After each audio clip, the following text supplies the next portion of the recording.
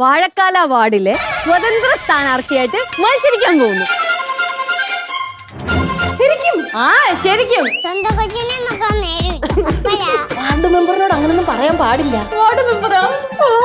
ഇനി സ്വതന്ത്ര സ്ഥാനാർത്ഥി എന്നൊക്കെ പറയുമ്പോൾ അത്യാവശ്യം കാശ് കയ്യിൽ ഇറങ്ങുമായിരിക്കും അല്ലേ? ഏത് മേഖലയിലാണ് നമ്മൾ തിളങ്ങുന്നത് നമുക്ക് പറയാൻ പറ്റില്ലല്ലോ. ഏവരുടെയും സമ്മതിദാന അവകാശം എനിക്ക് രേഖപ്പെടുത്തണമെന്ന് ഞാൻ താഴ്മയായി അഭ്യർത്ഥിക്കുന്നു. പ്രൊമോയിൽ എനിക്ക് ഏറ്റവും ഇഷ്ടപ്പെട്ട കല്ലുൻ്റെ ഡയലോഗ് ആയിരുന്നു. സ്വന്തം കൊച്ചിനെ നോക്കാൻ സമയമില്ല, അപ്പോഴാണ് സ്ഥാനാർത്ഥി ആവുകയോ തഗ്ഗായിരുന്നു. അത് ഒരു രക്ഷയില്ലാത്ത ഐറ്റമായിരുന്നു. എന്തായാലും പുതിയൊരു നൈസ് ഫ്രഷ് ടോപ്പിക്കായിട്ട് തന്നെ വന്നിട്ടുണ്ട്. ഇപ്പം എന്തായാലും ഇലക്ഷനൊക്കെ വരാൻ പോവുകയാണ്. ഇനി ഒന്ന് അടുത്ത മാസം 9-ാം തീയതി ഡിസംബർ 9-ന് വരുന്നുണ്ട്. അപ്പോൾ അത് പ്രമാണിച്ച് സ്ഥാനാർത്ഥിയാവുന്നൊരു പരിപാടി. എനിക്കൊന്ന് ഇത് കുറച്ച് എപ്പിസോഡ് പോകാനുള്ള കണ്ടന്റ് ഉണ്ട്.